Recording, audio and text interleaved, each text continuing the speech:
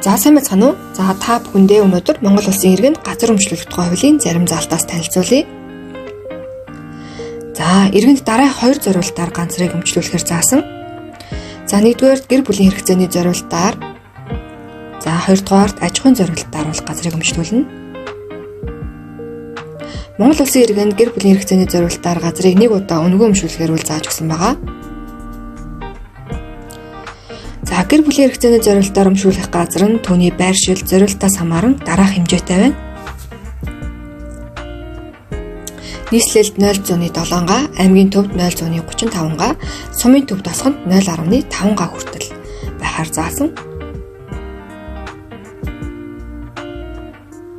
За нийслэлийг аймгийн төвтэй холбосон улсын чанартай авто замын дагуулах газарт бол 0.7 га хүртэл байна. Сумын төвөөс бусад. За танд бичлэг таалагдсан бол хэрэгтэй үндэнд түгээгээрэй. За мөн хуулийн зөвлөгөө өмгөөлийн үйлчлэл хэрэгтэй бол бидэнтэй холбогдоорой.